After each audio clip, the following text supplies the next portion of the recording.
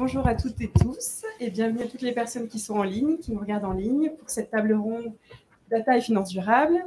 Pour ceux qui ne nous connaissent pas, donc Finance Innovation, on est un cluster de la finance digitale et de la FinTech. On rassemble aujourd'hui environ 600 membres autour de 6 filières d'activité: la gestion d'actifs, la banque, l'assurance, les métiers du chiffre et du conseil, la gestion de finances d'entreprise, la finance durable et puis l'immobilier. Donc aujourd'hui, je vais laisser la parole à Julie Bastien, senior manager chez Inetom, pour cette très belle table ronde avec des intervenants de qualité. Donc bonjour à tous. Donc j'ai le plaisir d'animer aujourd'hui cette table ronde qui accueille des profils très variés. Donc on va avoir aussi bien des banquiers que des experts que des techs. Et donc du coup, je vais laisser les participants se présenter. Bonjour, Christina Poisson, je suis le groupe Chief Data Officer pour Société Générale. Bonjour, Romain Crollet, je suis en charge de l'innovation et de la data pour Crédit Agricole CIB. Bonjour, je suis Chloé Claire, je suis CEO d'une start-up qui s'appelle Nemer.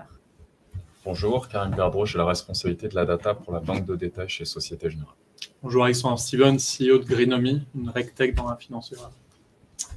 Bonjour à tous, merci beaucoup d'être présents et merci à Finance et Innovation d'avoir co-organisé cet événement avec Inetom. Moi, je suis Guillaume Bossé, responsable des activités de consulting pour le groupe Inetom dans le secteur banque et assurance. Et nous accompagnons entre autres nos clients sur des enjeux métiers, data et tech autour de la finance durable. Merci à tous d'être présents pour cette table ronde. Donc on va ouvrir cette table ronde avec une question pour toi, Christina. Donc une question assez générale. Donc en tant que CDO, quels sont à tes yeux les enjeux data liés à la finance durable? Alors, si je faisais une réponse très simple et très courte, je dirais vital. Après, si j'essaye un peu d'étayer, si on repart sur la finance durable, en fait, finalement, la finance durable, c'est accompagner la transformation de notre économie vers cette transition écologique, sociétale. Et donc, le métier de banquier, il est essentiel pour accompagner cette transformation. Et je dis vital parce que finalement, quand on pense à la raison d'être de la Société Générale, nous, ce qu'on dit, la raison d'être, c'est accompagner, c'est construire ensemble avec nos clients un avenir meilleur et durable en proposant des solutions innovantes, financières, innovantes et responsables. Donc, c'est dans notre raison d'être. Alors, ça veut dire quoi? Ça veut dire à la fois être responsable, donc pour son compte propre. La finance durable, c'est que déjà que les banquiers soient eux-mêmes responsables, c'est-à-dire gérer ses engagements en termes de réduction d'impact carbone, par exemple, en tant qu'employeur responsable. Mais c'est aussi accompagner nos clients en proposant des solutions vertes, des financements. Donc, c'est pour ça que je dis que finalement, on a une double casquette, à la fois pour nous-mêmes, mais aussi pour nos clients. Alors, ça, c'est la finance durable. Après, quand on commence à parler un peu plus concrètement, qu'est-ce que ça veut dire? Concrètement, ça veut dire qu'on va impacter énormément de processus de la banque. On va impacter, si je vous en liste quelques-uns, les processus d'entrée en relation, parce qu'il va quand même falloir collecter un certain nombre d'informations sur nos clients pour savoir si on peut les accompagner dans leur transformation. On va regarder aussi les processus d'octroi de crédit, parce que demain, quand on va financer telle ou telle solution, tel ou tel asset actif, il va regarder son impact, ne serait-ce qu'en termes d'impact carbone. Ça veut dire dans les process RH, pour assurer nos engagements en termes de diversité. Ça peut être aussi dans les process IT. On parle de green coding. On parle aussi de vérifier l'impact, par exemple, de nos data centers en termes de consommation énergétique. La stratégie immobilière, je pourrais vous les citer à une liste infinie, mais quasiment tous les processus vont être impactés. Donc, c'est une transformation majeure. Et alors, les données dans tout ça, les données, elles sont clés pour plein de choses parce que finalement, on a besoin, dans un premier temps, de comprendre la situation. Après, une fois qu'on a compris la situation, il faut la mesurer. Une fois qu'on l'a mesurée, on va devoir fixer des objectifs. Fixer ces objectifs, on va devoir les piloter. Piloter, on va devoir communiquer parce qu'il faut être transparent sur ces engagements. Ça, c'est simplement pour un premier point. Mais on va aussi devoir accompagner, conseiller nos clients. On va devoir leur proposer des solutions financières adaptées. On va devoir aussi, finalement, à chacune de ces étapes, on va devoir collecter de la donnée. Et donc, on va s'apercevoir aussi qu'aujourd'hui, c'est d'autant plus important, c'est que finalement, c'est des nouvelles données qu'on va collecter. des diagnostics de performance énergétique, des risques d'inondation par commune. On s'aperçoit que c'est des nouvelles données qu'on n'avait pas obligatoirement l'habitude de collecter, des nouveaux formats de données. Si on a demain des images satellitaires par rapport à des enjeux climatiques, c'est des nouveaux formats de données qu'on n'avait pas obligatoirement l'habitude de prendre. On va s'apercevoir aussi que finalement, on va avoir des nouvelles exigences de qualité sur certaines données qu'on avait. On collecte depuis de nombreuses années le chiffre d'affaires, par exemple, de nos clients entreprises. Demain, on va devoir ségréguer ce chiffre d'affaires en fonction des activités pour voir quelles sont celles qui sont plus ou moins vertes. Et donc, on s'aperçoit qu'on a énormément de nouveaux besoins en termes de données, ce qui va nous créer de nouveaux enjeux, parce que derrière, des enjeux de connaissances. Sur des nouvelles données, il faut avoir des compétences pour les analyser. Il faut aussi des nouveaux enjeux en termes de collecte de ces données. Finalement, on s'aperçoit aussi qu'il faut créer un cercle vertueux, c'est-à-dire que plus on collecte de données, plus aussi il faut maîtriser ce patrimoine et ne pas finalement surstocker, puisque ça aussi, le stockage des données est aussi un enjeu RSE. Donc finalement, d'un besoin métier, on s'aperçoit que la donnée, elle est vitale parce que c'est ce qui va nous permettre d'y répondre.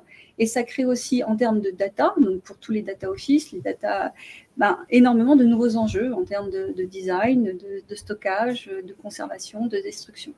Voilà. Et donc finalement, c'est pour ça qu'aujourd'hui, les données ESG sont un des 3 grands domaines de la banque en termes de données vitales, stratégiques, au même titre que les données de nos clients, au même titre que les données finances et risques par rapport à nos enjeux réglementaires. Les données ESG, pour nous, sont vitales. Donc, une fois qu'on parle de, je dirais, ces grands enjeux, après, c'est vrai qu'il faut les mettre en musique. Et là, c'est vrai qu'on est au démarrage, quand même, de tout ça, parce qu'il faut acquérir des fois des nouvelles données externes. Il faut aussi mettre en place les processus de collecte en interne. Donc, s'appuyer sur des chaînes existantes, voir comment on collecte ces nouvelles données, mettre en place des nouveaux contrôles pour s'assurer du niveau de qualité attendu de ces données qui, au départ, n'étaient peut-être pas une donnée aussi essentielle, mais qui le sera de plus en plus et de plus en plus, je dirais presque demain et aujourd'hui, pour pouvoir assurer notre raison d'être. Très bien, merci beaucoup. Maintenant, une question pour Romaric. Donc, quelles sont les solutions qui, pour toi, vont permettre d'avancer sur tous ces sujets? C'est une bonne question. Je vais essayer peut-être de reprendre ce que disait Christina parce que c'était très intéressant, je trouve. Donc, vous rappelez les enjeux que sont les nôtres dans les banques en particulier, mais bien sûr, au-delà des banques, c'est des enjeux qui sont d'abord réglementaires. Alors, Alexandre, je ne vais pas te piquer ta partie, bien sûr, mais on a des enjeux réglementaires qui sont énormes, les taxonomies que vous connaissez, les CRIN RWA, merci. Il y a aussi un enjeu de rentabilité, bien sûr, qu'il ne faut pas cacher. Et il y a un enjeu de conseil de nos clients. Moi, je m'occupe en particulier de la BFI de la banque. Donc, ce qu'on fait, c'est qu'on aide nos clients à financer les actifs et à gérer ces actifs et leur financement tout au long de leur cycle de vie. Donc, on a cet enjeu-là qui est face à nous. Christina vous expliquait il y a quelques secondes l'enjeu globalement de traitement de la donnée. On va essayer de se projeter dans un système d'information pendant quelques secondes, puisque bien sûr, le système d'information, c'est ce qui permet de gérer les données. Moi, je pense que sur le système d'information, il y a des enjeux en termes de ESG, bien sûr, puisqu'on part d'une vision plutôt qualitative de l'ESG. Est-ce que ce que je finance, ça permet de dire que je suis conforme à des exigences ESG pour passer à quelque chose de plus quantitatif, des mesures, par exemple, d'émissions de carbone, des mesures d'efficacité énergétique. Et on va essayer de se donner 1 ou 2 exemples pour que vous voyez ce que ça donne. Donc là-dessus, il s'agit de se dire qu'est-ce que je vais transformer dans mon système d'information. Il s'agit plus de se dire ça d'ailleurs, plutôt que de se dire qu'est-ce que je vais créer comme nouveau système d'information. Alors bien sûr, on va sûrement se créer des nouveaux référentiels, peut-être des référentiels d'actifs notamment, des référentiels de données ESG, c'est un peu ce que Christina disait il y a quelques secondes, mais je ne pense pas qu'il faille transformer totalement un système d'information. Je vais essayer de vous donner des exemples. Donc, CACIB, comme toutes les autres BFI des banques françaises et mondiales, on finance donc des actifs. Par exemple, un parc éolien, ou par exemple, un centre commercial, ou encore, ça peut être une usine qui produit de l'acier. Bon, quand on finance une aciérie comme ça, vous doutez bien qu'il y a une question de quelle va être l'émission de carbone de cette usine aujourd'hui. Voilà, et c'est comme ça qu'on le regarde habituellement. Mais dans quelques mois, on regardera aussi l'émission de carbone qu'elle fera dans 1 an, dans 6 ans. Et est-ce qu'elle sera toujours conforme aux exigences réglementaires qui vont s'imposer à nos clients? Et donc, vous voyez bien que le métier de banquier change. Ça devient un métier où on va conseiller aussi nos clients. On leur dira, bah, tiens, si vous voulez gérer correctement le risque de transition, alors il y a des choses à faire. D'accord ? Il y a notamment la compréhension de l'impact énergétique, de l'efficacité globale de votre usine par rapport aux concurrents, par rapport aussi à des normes et par rapport aussi à des technologies qui existent. Voilà. Donc ça, c'est ce qui permet de dépeindre un peu le paysage qu'on a face à nous. Et en termes de solutions, on a quasiment tout à faire, hein. Aujourd'hui, les données, comment on va les récupérer? Donc là aussi, Christina va donner quelques éléments. On va d'abord les récupérer chez nous, hein. On a quand même quelques données dans nos systèmes d'information qu'on peut utiliser. On ne part pas de rien du tout. On a des données, et c'est d'ailleurs comme ça qu'on va être capable de faire nos reportings non financiers. Et puis, il y a des données qu'on va aller chercher chez nos clients. D'accord ? Nos clients vont effectivement aussi faire des rapports non financiers. Il va falloir utiliser ces données pour enrichir notre connaissance client. Ça vous rappelle quelque chose, hein ? Notre connaissance client, c'est un métier qu'on fait depuis plusieurs années. Mais là, c'est une connaissance client qui va au-delà du bénéficiaire effectif pour les spécialistes. C'est une connaissance qui va jusqu'à l'empreinte carbone, le respect des critères ESG qu'ils ont à un instant T et sûrement projetés à l'avenir. Et puis, on a besoin de plein d'autres données. D'accord ? Par exemple, la production électrique française, on sait dire aujourd'hui, chaque power plant, hein, chaque usine de production d'électricité, quel est son impact carbone. D'accord ? Que ce soit une centrale nucléaire, que ce soit une centrale au gaz, qui n'est pas très à la mode en ce moment, ou que ce soit un barrage hydroélectrique. On sait dire quelle est son empreinte carbone. On a besoin de ces données-là et de plein d'autres données, comme par exemple les comparables sur la Syrie. Et c'est là où il faut absolument avoir de l'innovation. Donc, dans les innovations, il y a quelque chose qu'on peut citer, qu'on appelle chez nous le data harvesting, c'est en lisant des rapports automatiquement, on réussit à avoir une certaine information, qui est plus ou moins de qualité, bien sûr, qu'il faut plus ou moins réviser, mais qui permet déjà de commencer à constituer des données. Donc là, il y a un périmètre de solution qui va, je pense, nous servir pendant quelques années, hein, le temps qu'on réussisse à avoir des données véritablement structurées. Ça nous emmène vers un deuxième champ qui est vraiment nos données structurées. Donc là, il y a besoin d'acteurs, et ils sont là autour de la table, et c'est tant mieux, qui vont nous donner beaucoup de données structurées. Parfois des proxys, je pense qu'on en parlera un petit peu après, et parfois des vraies données avec une vraie traçabilité. Et sur l'enjeu de traçabilité, je reparlerai peut-être un petit peu derrière parce qu'il faut que vous voyez les choses aussi d'une manière relativement exhaustive. Et puis en termes d'innovation, il y a peut-être quelque chose qu'on souhaite, notamment dans la connaissance client, et que moi je pense qu'il serait intéressant à traiter, c'est le partage. D'accord ? Ce serait quand même dommage que nous tous, banquiers, on aille voir nos clients et qu'on demande tous les mêmes informations. C'est quelque chose qu'on fait depuis quelques années. Mais je pense que pour les données ESG, il y a une fenêtre pour essayer de partager entre nous les données qu'on demande à nos clients. Petit point d'auto-rebond, si vous me permettez, sur la traçabilité. La traçabilité, ça veut dire quoi? C'est quand on finance un actif, la dette qui est prise par le client, en fait, on va être en situation de la donner à un asset manager à un moment donné. D'accord ? Et donc, quand vous investissez au travers d'un PERCO, par exemple, et que vous cochez la case ESG, aujourd'hui, vous cochez la case ESG et vous êtes relativement content. Mais demain, ce que vous allez demander, c'est de la traçabilité, de plus en plus détaillée. Ça veut dire quoi, ESG ? Quel est l'effort que je fais vis-à-vis de cette conformité à la taxonomie, par exemple ? Donc, c'est une exigence qui va s'imposer à nos banquiers et qu'on devra atteindre.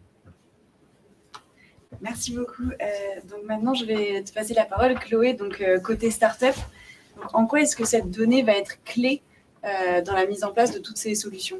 Je pense que ça a été bien introduit. Là, aujourd'hui, il y a des besoins pour en fait organiser ce reporting d'impact. Et pour cela, en fait, on a besoin d'énormément de données. Il y en a qui existent chez vous et il y en a qui peuvent être complétées avec des données qui permettent d'aller beaucoup plus vite. Et tu parlais de partage. Bah, nous, évidemment, on en fait un business, mais on propose de partager cet effort sur de la production de données à fort impact, à valeur ajoutée, et de le partager finalement avec plusieurs clients pour qu'ils coûtent moins cher quelque part. Donc voilà, vraiment pour nous, la donnée externe est vraiment quelque chose qui va venir compléter de la donnée interne sur des choses qui ne sont pas cœur de métier, c'est-à-dire qu'on ne va pas faire, s'il faut faire du financement green, etc., on ne va pas rentrer dans le business de nos clients, mais on va au contraire apporter de la donnée à forte valeur ajoutée pour venir compléter leur propre modèle selon leurs besoins. Et donc, par contre, c'est à nous d'être vraiment à l'écoute d'où est-ce qu'il y a des besoins.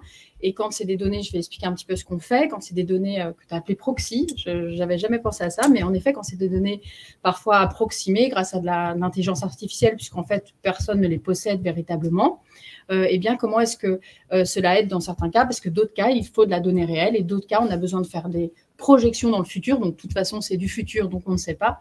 Donc, on peut avoir des données projetées qui est plus ce qu'on va pouvoir faire.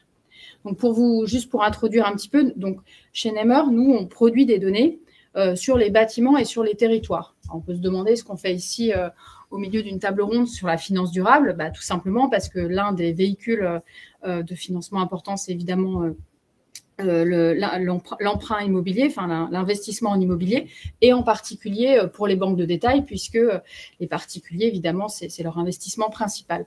Et donc, on produit des données qui aujourd'hui touchent deux impacts majeurs, que sont l'impact de la réglementation et de la trajectoire net zéro carbone que à la fois les entreprises, mais aussi les acteurs, les particuliers, vers lesquels ils doivent se diriger.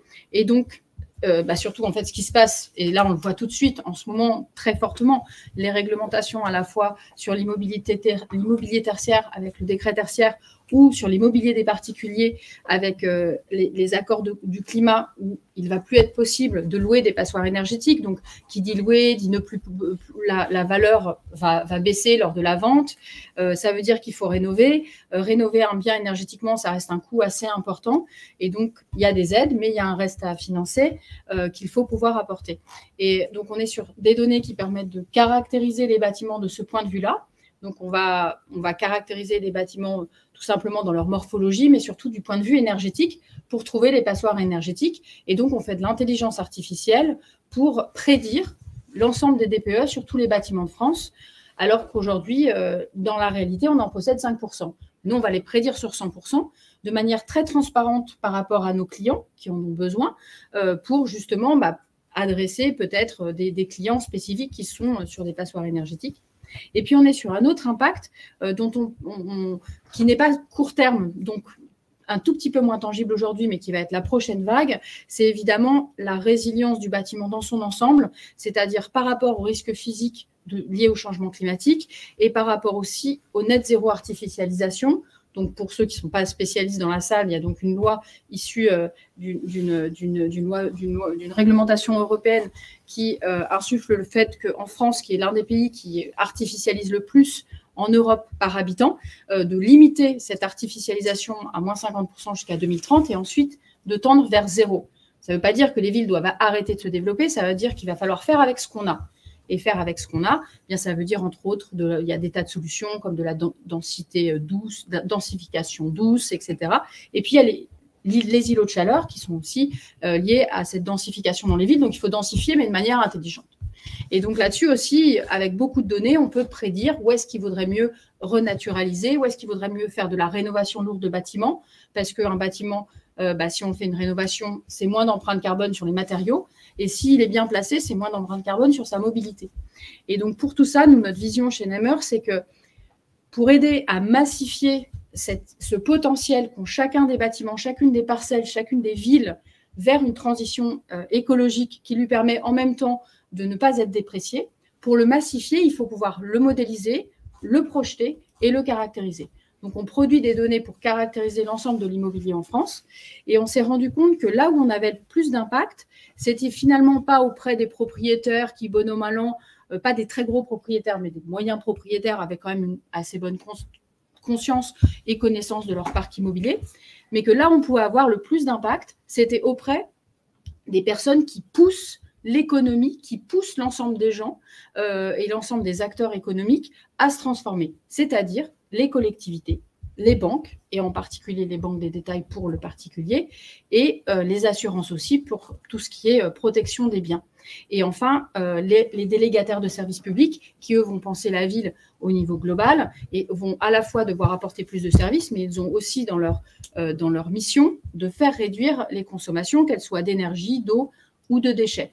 Et en fait, ce qu'on fait, c'est finalement des données externes à forte valeur ajoutée qui permettent de se projeter dans le futur vers une transition écologique à la maille du bâti. Donc, on a tous les bâtiments, mais pour tous les acteurs qui massifient cette transition écologique. Et je pense qu'après, à ma gauche, je vais faire une transition. On a travaillé donc avec la Société Générale sur un cas d'usage qui permet, qui pour nous, on est une start-up à impact positif. En tout cas, on est Green Tech 20. On est vraiment là pour essayer d'accélérer cette transition énergétique et écologique. Et on voit bien qu'en fait, les banques ont un rôle majeur à jouer, d'autant plus la banque de détail, c'est un truc qu'on ressent très fortement parce que ça touche les particuliers, ça touche des millions de personnes dont aujourd'hui le seul bien financier dont elles possèdent véritablement pour le futur, c'est leur immobilier. Donc, je vais voir comment tu pourrais rebondir là-dessus. Merci pour ta transition. Les autres ne l'avaient pas fait, mais toi, tu l'as fait. Quasiment plus besoin de poser la question, mais du coup, Karim, on parle beaucoup de produits data aujourd'hui. En quoi est-ce qu'ils vont permettre de répondre aux enjeux de la finance durable? Déjà, je vous remercie pour la question parce qu'on dit produit data et j'ai une conviction assez personnelle qui est que la data est le produit implicitement. Et si on regarde les dynamiques ESG, c'est encore plus vrai. Enfin, tout à l'heure, Christina en parlait, Romaric aussi implicitement, mais que ce soit des sujets de disponibilité, de variété de données, de qualité, d'observabilité des traitements, on sait qu'on a un gros enjeu sur la donnée et c'est au final elle qui va porter l'usage et finalement le produit. On sait aussi que la data bouleverse notre économie aujourd'hui. Et on se pose même la question, voire c'est positionné par certaines personnes, que l'ESG va définir notre nouvelle comptabilité, ou du moins va être une deuxième comptabilité à côté. Après, on a forcément le réglementaire qui nous pousse. Et ce qui est très intéressant sur le réglementaire, c'est que finalement, il nous pousse tous. Et implicitement, il crée une forme de synergie entre nous. Je pense qu'il nous pousse de manière positive. Et le gros avantage, c'est que cette synergie nous amène forcément à penser des cas d'usage ensemble et se poser la question, pour reprendre ce que Chloé disait, de démarches très positives. La banque a des démarches très positives là-dessus, puisqu'on va se parler d'accompagnement. Accompagnement aux entreprises ou aux particuliers à la transition énergétique. Prédiction des risques climatiques, que ce soit, prédiction non, mais aujourd'hui, prédiction à 5 ans, 10 ans aussi. On pourrait avoir une personne, quelqu'un dans le secteur viticole qui finalement serait dans une zone verte à date, mais qui ne le serait plus à 5 ans, 10 ans. Et c'est cet accompagnement-là. En général, les entreprises, c'est beaucoup de l'accompagnement dans la durée. Et donc, ça sous-entend aussi potentiellement des logiques un peu tirées par l'IoT, se poser la question de ces développements complémentaires qui leur seraient mis à disposition et qui nous permettraient de suivre cette transition. C'est l'open banking, c'est le service, la digitalisation aussi. Et puis, finalement, si on dépasse un petit peu la logique d'usage, c'est de se dire qu'il y a aussi, et Christina en parlait, un sujet d'expertise, de compréhension. On reste des banques, j'aurais tendance à dire le secteur financier, on le connaît bien. Mais là, on a tout un périmètre d'application qui n'est pas forcément de notre périmètre d'expertise au départ.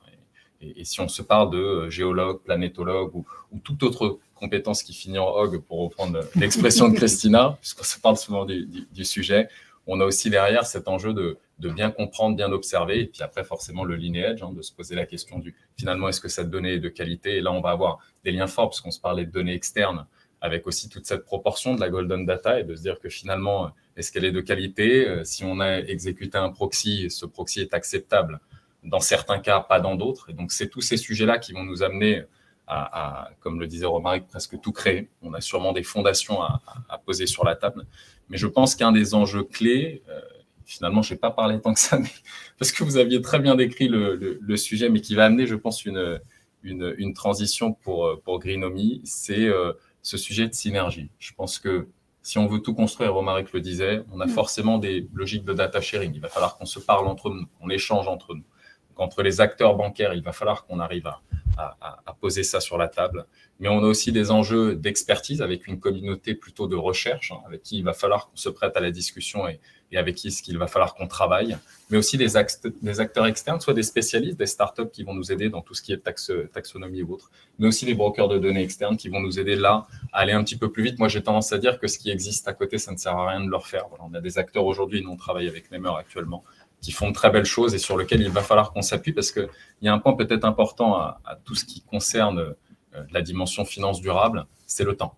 Finalement, on se rend compte qu'on a très peu de temps et qu'il va falloir agir très vite et qu'il est de notre responsabilité en tant que banque d'agir sur ces sujets-là puisqu'on est à la fois attendu d'un point de vue réglementaire, mais aussi directement par les clients.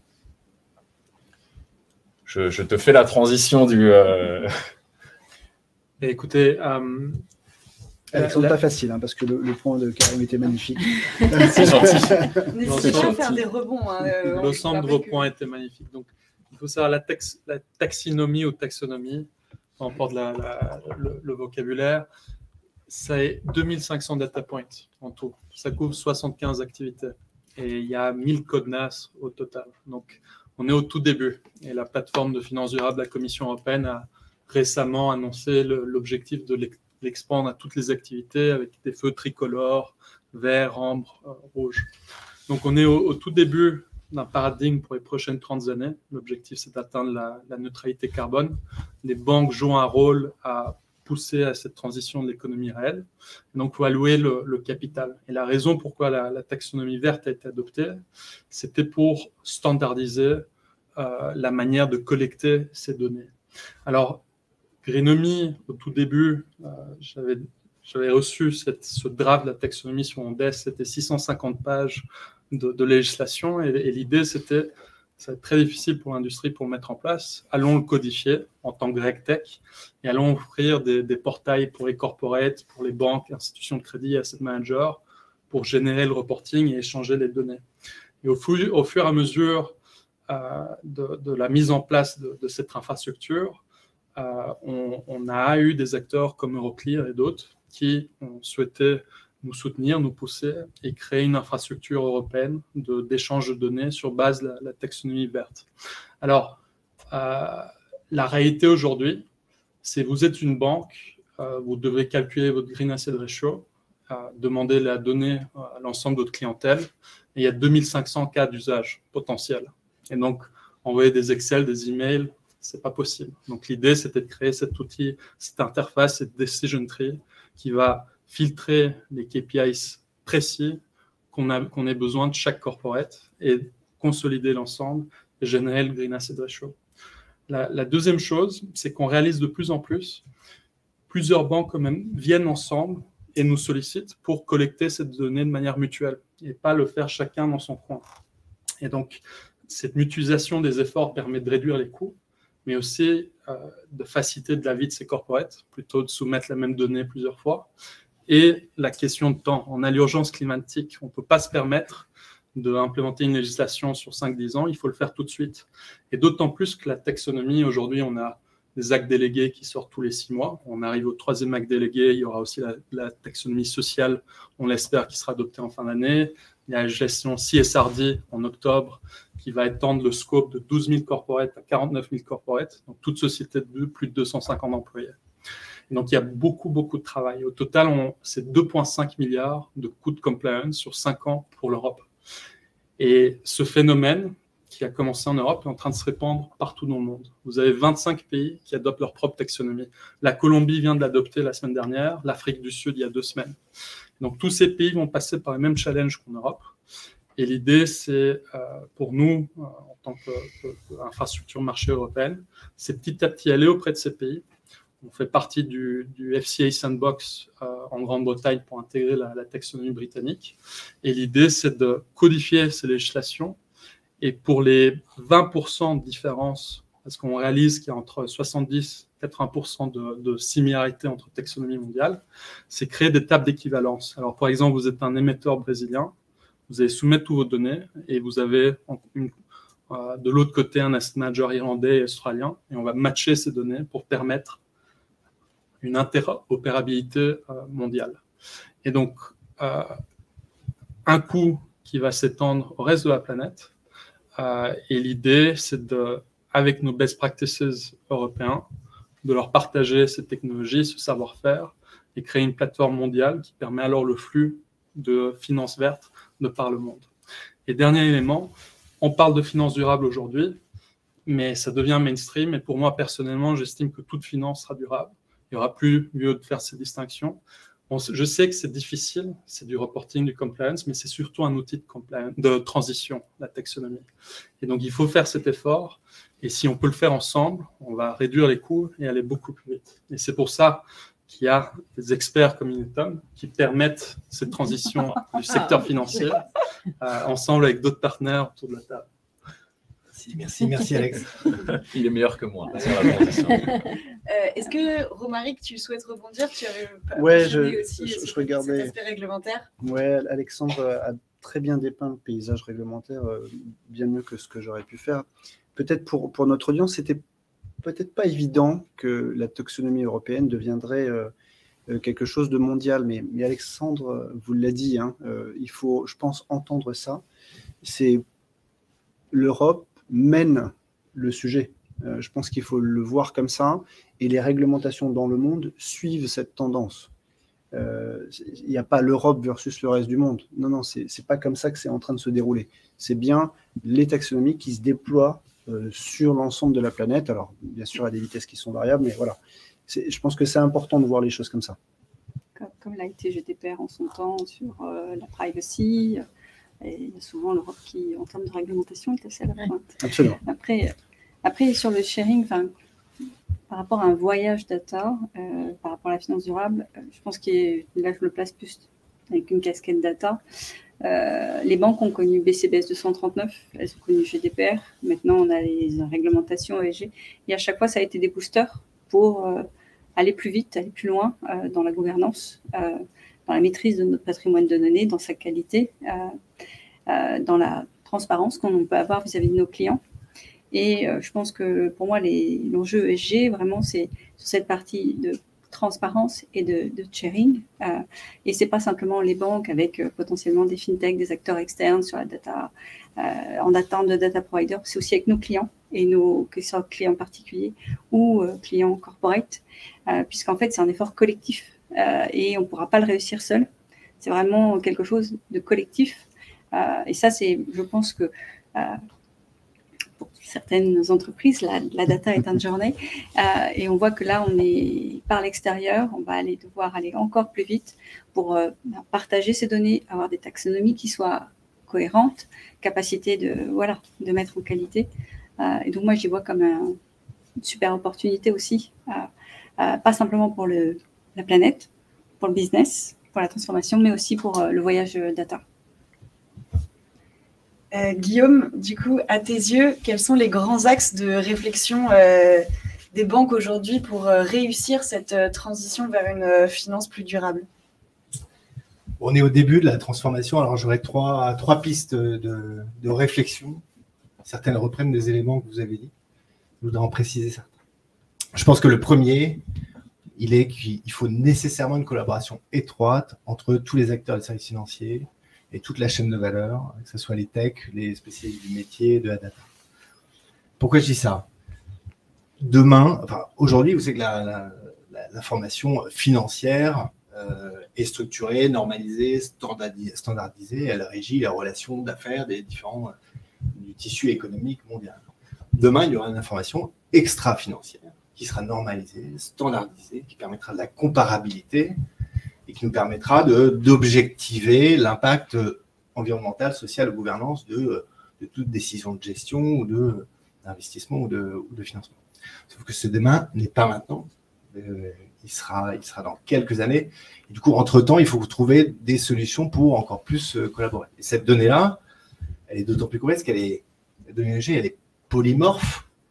Elle peut être à un niveau très hétérogène d'expertise. Certaines données sont très pointues, très techniques, demandent des connaissances très difficiles à acquérir. Et par ailleurs, il y a certaines données qu'on dit ESG, en fait, avec qui on vit depuis toujours, qui sont encapsulées dans ces notions ESG. D'autre part, les données, on l'a cité tout à l'heure, elles sont parfois non structurées, elles sont diffuses, elles sont parfois alternatives. Voilà. Donc, avant d'atteindre cette cible, on pourra parler d'une donnée commune, partageable, extra-financière, un deuxième pan versus l'information financière. Je pense qu'il y a cette nécessité très importante de collaborer ensemble, d'apprendre ensemble et de structurer ensemble un avenir plus durable. Donc ça, c'est le premier axe de réflexion. Le deuxième axe de réflexion, on a beaucoup parlé de partage. Je pense que le partage de données entre établissements financiers est une des clés de la réussite. Alors, le partage de données, comment ça se ferait? Donc, pourquoi est-ce que déjà on partagerait les données? D'abord, je pense qu'il y a un enjeu de lutter contre le greenwashing, un enjeu collectif. En partageant les données, en définissant des normes, des modèles de données ESG partagés en établissements financiers, on va en quelque sorte goldeniser cette donnée, on va la rendre opposable, et on luttera, je pense, plus efficacement sur un standard applicable à tous. Je pense que partager les données aussi dans un écosystème ensemble permettrait d'être plus agile et dans l'ajustement réglementaire et dans la prise en compte de toutes les nouvelles réglementations pour qu'ensemble, vous puissiez mieux appréhender tous ces sujets. Et puis enfin, évidemment, il y a un sujet de mutualisation et donc d'efficacité opérationnelle et de réduction des coûts, je pense, important. Alors, naturellement, quand on parle de partage de données, on peut penser au KYC, on peut penser au niveau de succès très hétérogène des différentes initiatives internationales de partage des données KYC. Notre conviction, c'est qu'on n'est pas du tout sur la même échelle et dans le même timing.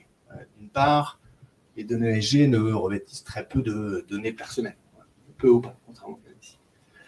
Deuxièmement, les banques ou les institutions financières sur le ESG n'héritent pas de processus de production ou de conformité lourd propre à chacun des établissements. Et puis, troisièmement, on peut se dire aussi que finalement, le ESG est plutôt neuf, est plutôt quelque chose de nouveau. On est presque au début du chemin. C'est sûrement le bon tempo pour se mettre d'accord sur quelles données on partage, quelles données on ne partage pas, puisqu'un certain nombre de données sont stratégiques ou vont le devenir. Voilà, donc je pense que ça, c'est le deuxième axe de réflexion. Et enfin, j'ai un troisième axe de réflexion qui est un enjeu de pilotage de cette donnée ESG, de constitution, de dashboard stratégique ESG, d'avoir une visibilité pour que les directions générales des métiers en centrale puissent prendre des décisions qui concilient les trois enjeux de risque, l'enjeu business, de valeur, et puis l'enjeu d'empreinte. Voilà. Donc ces trois enjeux, ils sont très, très difficiles à concilier, et puis surtout à mesurer l'impact des décisions de gestion. Et donc je pense qu'il va y avoir, il va falloir constituer une vue holistique et un peu homogène de la durabilité, avoir une vision réelle et presque écosystémique de la durabilité.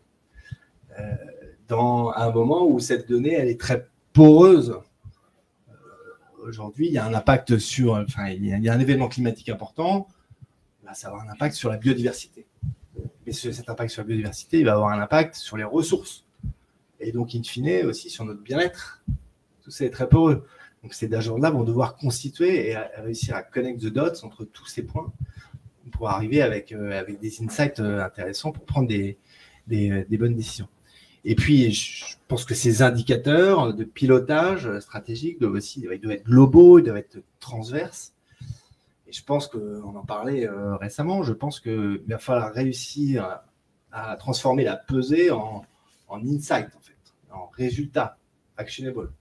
Et la pesée d'une information, elle est liée au contexte d'une situation particulière. Et le contexte, il change. Donc, il va falloir des données, interpréter des nouvelles données qui ne sont pas forcément structurées. Donc, le chantier est assez immense. En attendant qu'il soit fini et qu'il y ait ce fameux dashboard ESG stratégique, je pense qu'il faut nécessairement réussir à allier deux pans. Un pan de dashboarding stratégique au niveau des directions générales pour concilier les trois enjeux que je citais au début, et puis une nécessaire émulation et une exécution de use case data ESG au sein des métiers. Et je pense que la transformation va se faire en liant ces deux pans qui sont indissociables et qui permettront d'avoir un avenir un avenir plus durable pour l'ensemble de l'économie. Si je peux compléter, Guillaume, tes axes de réflexion, j'aurais bien rajouté un 4e axe qui est quelque part la nécessité d'articuler, de concilier des logiques de temps différentes avec des besoins qu'on va avoir très court terme, parce qu'on a des obligations en tant que banque réglementaires de mettre en place des stress tests pour pouvoir stresser nos modèles par rapport à des enjeux climatiques. Et ça, c'est des réponses très court terme. Et en même temps, il faut construire quelque chose sur un peu plus long terme, parce qu'on sait que pour répondre à ces choses court terme, on va prendre des décisions et il faut construire. Et donc, il va falloir gérer à la fois des enjeux très court-termistes et des enjeux plus moyen terme où on va construire, parce qu'un partenariat, ça ne se fait pas en claquement de doigts, parce que mettre en place des relations avec des acteurs externes, ça ne se fait pas en un claquement de doigts, parce que le changement de nos clients, des entreprises, des grands groupes, elle va plus vite que la PME, et que eux aussi même. Et donc, il y a toute cette notion de temps à pouvoir gérer entre des choses très court terme sur lesquelles on va être attendu et des choses qui vont se mettre progressivement. Et ça va être toute aussi la difficulté de... Avec une autre difficulté qui est que la cible n'est pas définie, elle va bouger tout le temps au vu des réglementations et des changements sociétals, techniques, environnementaux. Et moi, pour rebondir par rapport à ce que tu disais, sur ce pilotage par la donnée, pour moi, ce n'est pas justement uniquement, évidemment, pour ceux qui prennent les grandes décisions stratégiques, mais c'est vraiment cette recherche d'impact, elle est à tous les niveaux.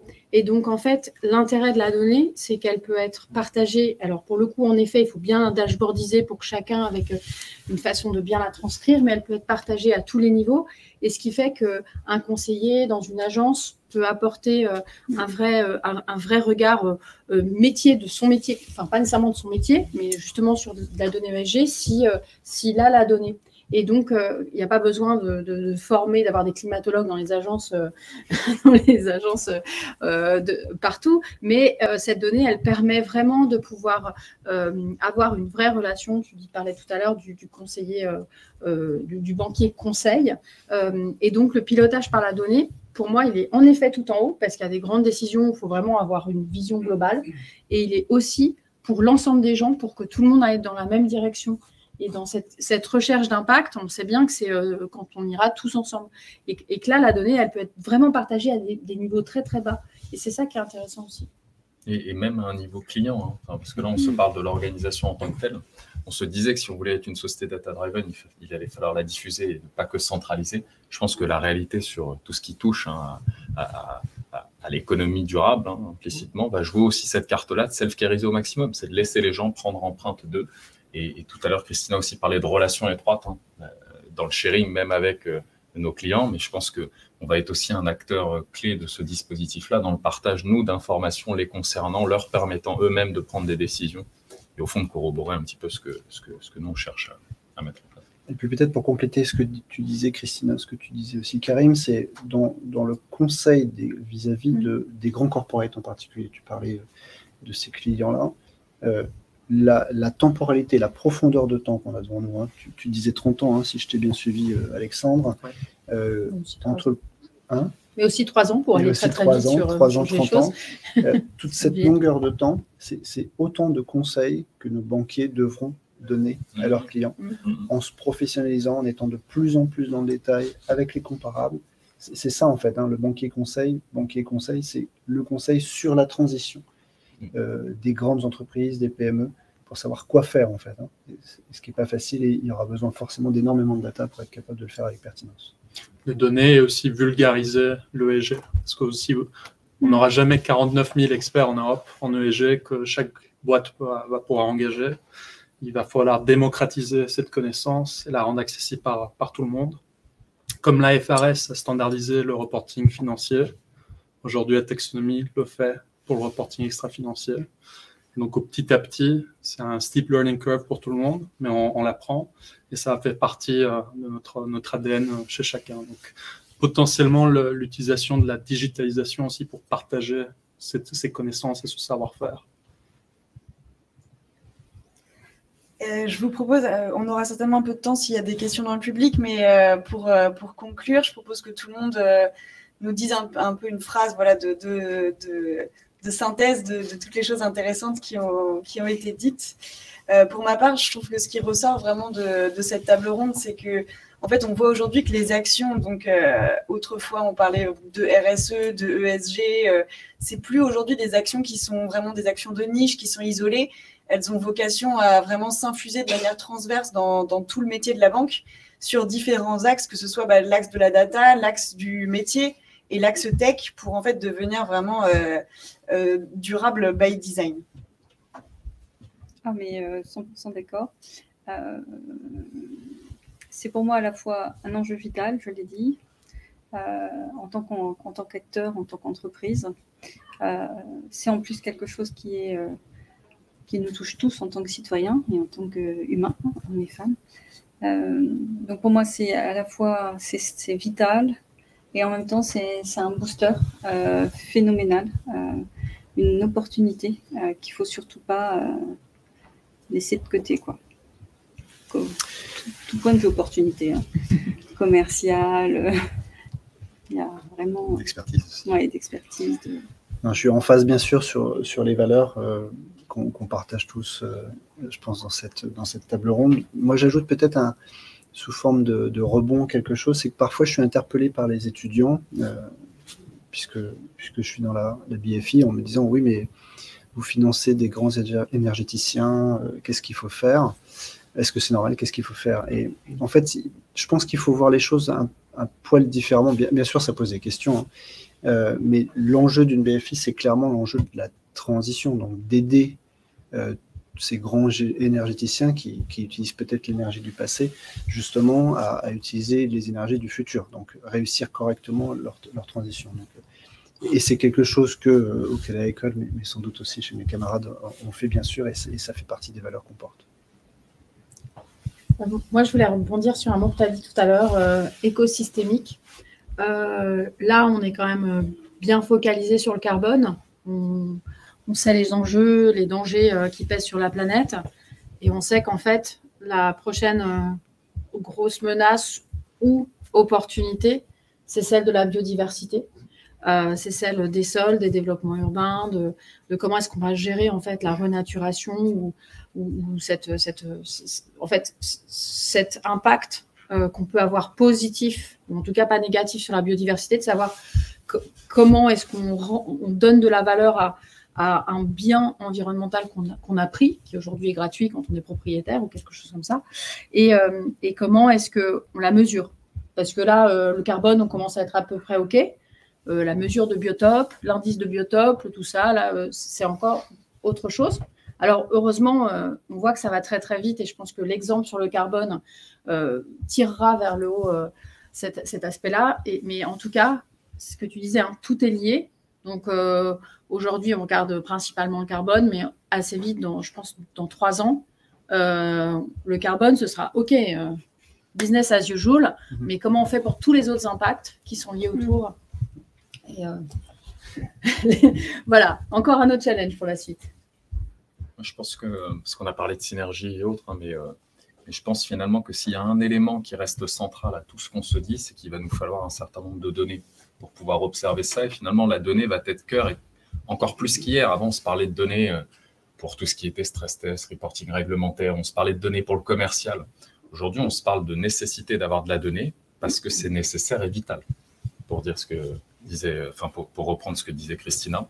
Donc, je pense qu'on a un enjeu clé là-dessus. On a une prise de conscience à avoir collectivement, y compris dans nos usages de tous les jours, mais que la donnée va nous aider à peut-être un peu mieux l'observer, un peu mieux le comprendre, peut-être implicitement même nous éduquer. Alors, il y a forcément des enjeux de synergie, de collaboration ou autre. Mais au fond, sans elle, et elle a presque toujours existé. Je veux dire, elle est arrivée bien avant la technologie. On a toujours cherché à observer, conclure au départ de la donnée, conjecturer et prendre des décisions. Je pense qu'elle est le vecteur pour notre prise de décision aujourd'hui. Donc, il est nécessaire aussi que tout le monde s'acculture à son utilisation. J'aimerais dire que si on ne peut pas mesurer, on ne peut pas améliorer. Et donc, oui, c'est un effort pour tout le monde. Il y a un coût financier, un coût de ressources et de temps.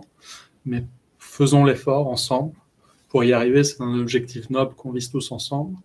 Ici, à Paris, la place de Paris, mais ici aussi en Europe, on a un exemple auprès du reste du monde aussi, à montrer, on a la première taxonomie, on est en train de la mettre en place, et comment aider les autres pays, les pays émergents aussi, à l'adopter même peut-être plus vite que nous, pour se connecter à cette infrastructure de marché mondiale et pousser les flux financiers pour aider à la transition de par le monde, pas seulement ici. Donc, mutualisation des efforts, écosystème, et je suis vraiment ravi. C'est des thèmes communs.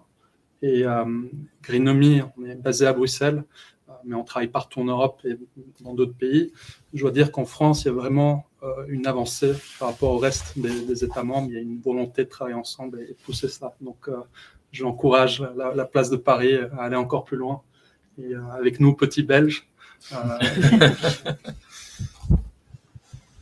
Non, peut-être qu'en phase de conclusion, je pense que la transformation data et finances durables en cours sera d'ampleur équivalente, voire supérieure à la transformation digitale.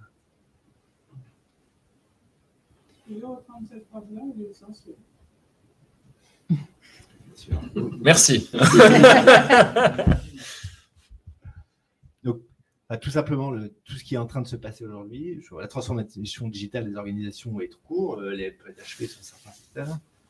Je pense que la transformation liée à la finance durable, d'un point de vue stratégique, des processus, de l'organisation, des systèmes d'information, de la captation de données, et tous les chantiers qui restent à mener, je pense qu'elle va être de si grande ampleur que la transformation digitale que nous vivons depuis quelques années. Est-ce qu'il y a dans le public peut-être quelqu'un qui souhaite poser une question ou rebondir sur quelque chose? Oui. J'ai une question sur la mise en place de projets dans de grands groupes bancaires. Parce que Romaric, toi, c'est Cassib, mais comment ça marche avec le reste du Crédit Agricole? Et comment, vu l'ampleur, vu la difficulté avec les filiales, les business lines, le timing qui n'est pas le même comme tout le monde, comment vous arrivez à mettre en place, ou pas d'ailleurs, est-ce que c'est ce projet? Est-ce que vous liez avec celui du Crédit Agricole? Pour Romaric, cette question. Merci pour la question. Sur le sujet RSE, on est très en proximité avec les autres entités du groupe, même si il y a quand même une réalité qui est plutôt de nature pôle grande clientèle, donc asset management, les services spécialisés et la CIB, mais tous ces projets ont été faits quand même en relation avec le groupe et en grande proximité pour parler pour le Crédit Agricole. Je ne sais pas si ça répond à ta question. Si, très bien. Quelqu'un d'autre? Ou c'est l'heure du cocktail? On a une question en ligne. Pensez-vous que les données ESG sont encore adaptées pour les objectifs de neutralité carbone actuels, alors que le temps nous presse devant l'urgence climatique et surtout que certaines données ESG existent depuis des lustres? Et on peut, c'est vrai, ça fait déjà 20 ans que les données extra-financières existent et qu'elles sont mesurées. Par contre, ce qu'on a réalisé, c'est qu'elles étaient mesurées de manière différente et pour une même société, vous avez 5 scores différents, ce qui menait à du greenwashing. Donc aujourd'hui, comme la taxonomie, l'équivalent d'AFRS pour le reporting extra-financier, permettent d'éviter ces différences de scoring. Et la taxonomie, au final, a été mise en place par des groupes d'experts scientifiques qui visaient cette neutralité carbone en Union européenne selon le Green Deal en 2050. D'autres pays, c'est en 2060, 2070 et au fur et à mesure. Donc, il faut savoir, potentiellement, la taxonomie, elle est imparfaite, mais c'est la meilleure chose qu'on a jusqu'à présent. Et il faut rester optimiste. Il faut continuer de pousser. Et oui, on a des discussions en Union européenne, est-ce qu'il faut inclure le gaz ou le nucléaire, et on sait très bien les raisons derrière. Mais il n'y a pas de bonne ou mauvaise taxonomie. Chaque pays aura son propre framework. Mais il faut pousser en avant cette standardisation qui permet de mieux communiquer, de mieux échanger les informations, structurer ces données. Et comme j'ai dit, on ne peut pas améliorer si on ne peut pas mesurer. Donc, avançons et la taxonomie évolue. Toutes les 3 années, elle va être mise à jour. Donc, ce comité d'experts existe, se réunit à la Commission européenne et constamment va donner son input, chercher l'input de l'ensemble des économies réelles, de l'ensemble des stakeholders, et va évoluer sur les prochaines 30 années. Donc, restons positifs, travaillons, n'essayons pas de critiquer, essayons d'aider à cette transition. Ouais, peut-être une réponse complémentaire à Alexandre, parce qu'il y avait deux questions dans la question qui étaient un petit peu compliquées. Hein, mais sur la préexistence de données, je ne vais pas commenter parce qu'Alexandre l'a commenté, mais en revanche, la taxonomie, c'est bien la réponse à l'urgence. Il ne faut pas se tromper. C'est-à-dire standardiser à la fois les seuils, comment on comptabilise les choses. C'est la réponse à l'urgence, justement. C'est en faisant ça qu'on est capable d'être sûr qu'on parle bien de la même chose, quel que soit l'observateur, et que du coup, on est capable d'agir.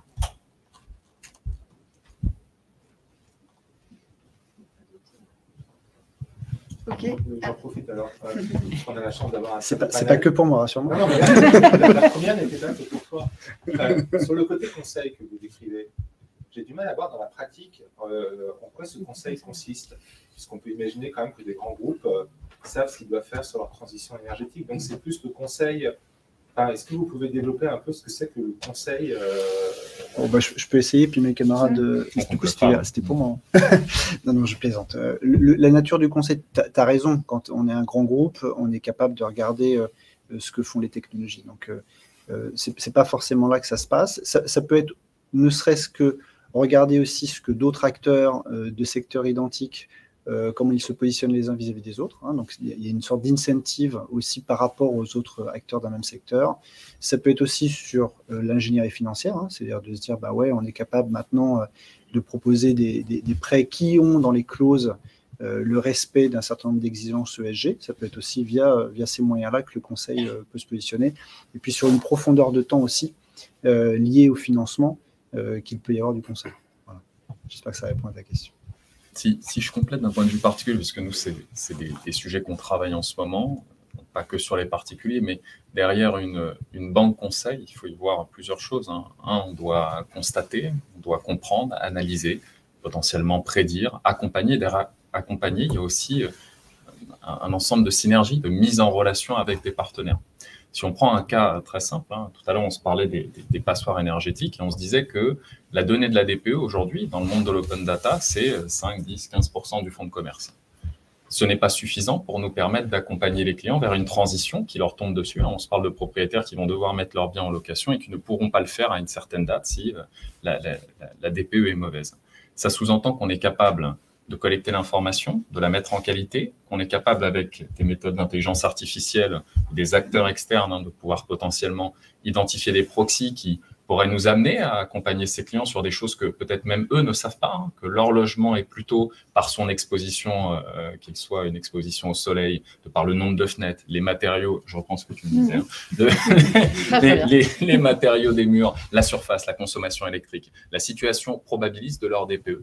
Et finalement, de vulgariser ça en leur disant, mais votre DPE aujourd'hui, votre émission carbone, ça sous-entend tant de vols aller-retour Paris-New York. Prenez-en conscience. Et puis, vous savez, il y a des aides gouvernementales qui existent. Et ces aides gouvernementales, on peut aussi faire le lien de manière automatique pour, dans la description, et là on se parlera de qualité de données, permettre de reposer la donnée qu'on a au centre de la table, de dire est-ce que vous avez bien un bâti avec une superficie de temps, est-ce que ceci, quelle est la composition de votre foyer, est-ce que vous le confirmez, est-ce qu'ensemble on est d'accord là-dessus, et qu'avec l'ensemble de ces informations et le projet qu'ils auraient eu dans la phase d'accompagnement qui sera le nôtre, de finalement positionner les aides et de débrancher sur un plan de financement à impact positif. Ça, c'est du conseil, c'est de l'accompagnement. C'est un des prototypes qu'on pose aujourd'hui. Pour l'étude du bâti, vous avez, pour les entreprises, le décret tertiaire. Vous savez qu'aujourd'hui, les entreprises doivent s'engager à une réduction visant la neutralité carbone à plusieurs années. Et finalement, dès lors qu'ils ont un espace publiquement exposé de plus de 1000 m², ils sont obligés de se contraindre à cette réglementation. On se parlait tout à l'heure pour les entreprises de trajectoire. Ça va être de poser le constat avec eux, de poser l'engagement et les objectifs, mais surtout de décliner la trajectoire et de l'observer dans le temps. Tout à l'heure, je parlais de l'IoT, je parlais de l'open banking avec des services associés à tout ça. Ça va être de poser l'ensemble de ces éléments pour être capable de piloter avec eux la trajectoire. On se parlait d'extra-financier. On est complètement dedans. Demain, le banquier n'est pas juste un banquier. Il est aussi là pour accompagner à la transition. Et c'est tout à l'heure, une question a été posée sur le fait que finalement, ça allait peut-être trop vite et on avait beaucoup de choses avant, on n'avait peut-être pas été assez vite. Je pense qu'aujourd'hui, et Alexandre le disait, sur la place de Paris, on est peut-être un petit peu en avance. Je pense que la journée, elle est noble. Je pense que même au sens du mindset et de l'envie d'aller vers l'avant, il y a des choses qui sont positionnées. On a aussi, nous, des acteurs, mais pas aussi le veut, citoyens au sein de la banque, des conseillers qui veulent être dans cette posture-là demain. Et donc, un enjeu pour nous, ça va être de mettre l'ensemble des outils qui leur permettront d'accompagner à la fois les particuliers, les grandes entreprises à cette transition. Voilà quelques exemples. Après, Juste pour rebondir, ce qui est intéressant dans la donnée ESG, dans la donnée environnementale, écologique, etc., c'est de la donnée hyper concrète. Nous, ce qu'on propose, c'est de savoir si une isolation par l'extérieur d'une toiture est possible ou non. Et après, comme on a d'autres données, on est capable de dire combien de kilowattheures et combien ça coûterait. Donc, c'est pas de la donnée, je dirais, immatérielle et peut-être financière, moins accessible pour plein de gens. Là, c'est cette toiture, elle peut faire ci, il y a telle aide, MaPrimeRénov' c'est tant, et vous pourriez, reste à charge c'est tant, on fait un petit ROI, et c'est très facile. Donc en fait, le côté conseil dans l'ESG est tout à fait possible parce que c'est des choses concrètes où on peut apporter des choses vraiment tangibles aux personnes. Ça se vulgarise bien en plus. Voilà, donc, on le comprend en fait. Donc c'est ce qu'on disait tout à l'heure, c'est qu'il y a moins besoin de... Enfin, il faut se former, mais en même temps, c'est des choses qu'on comprend très bien. Et si on prend un exemple concret dans la taxonomie production d'hydrogène, 1,4 tonnes de CO2 par tonne de produit. Vous êtes une société qui génère 1,6, donc vous produisez beaucoup plus d'émissions de CO2 que nécessaire pour être considéré compliant. Alors vous allez faire une liste de mesures, adapter votre mix énergétique, à installer tel type de filtre. Alors avec des data analytics, on fait cela sur notre company portal. Vous avez une société, vous donnez vos données, vos process, et on va estimer les mesures pour vous améliorer. En tant que corporate, le CFO, ce n'est pas le Head of Sustainability, c'est le CFO va aller auprès de la banque et va dire, bah voilà, j'ai besoin de 100 millions d'euros pour atteindre cet objectif taxonomique. Sur les 5 ans du prêt, la banque va monitorer la performance année en année et va adapter le taux d'intérêt. Et vous, en tant que CFO, votre objectif, c'est que plus haut votre score taxonomique, plus bas votre coût de capital. Vous allez lever du financement à moins cher pour l'avenir. Alors, ce n'est pas nécessairement une bonne nouvelle pour le secteur financier, mais au contraire, vous aidez cette transition climatique de manière concrète. Et cette taxonomie, ce qui est génial, c'est pour chaque activité, vous avez des scores précis à atteindre. Et la banque peut donner ce conseil. Ce n'est pas, si un corporate ne le fait pas, les PME par exemple n'ont peut-être pas l'expertise, vous en tant que banque, vous pouvez offrir un outil et de l'advisory et guider ces corporates à s'améliorer. Donc c'est là où le secteur financier peut jouer un rôle concret et inviter chaque client à s'améliorer. Merci beaucoup, c'était une très belle conclusion qui recoupe un peu tous les sujets qu'on a pu aborder. Merci à tous les participants, c'était très intéressant. Merci beaucoup. Et merci également pour toutes les questions et pour votre intérêt.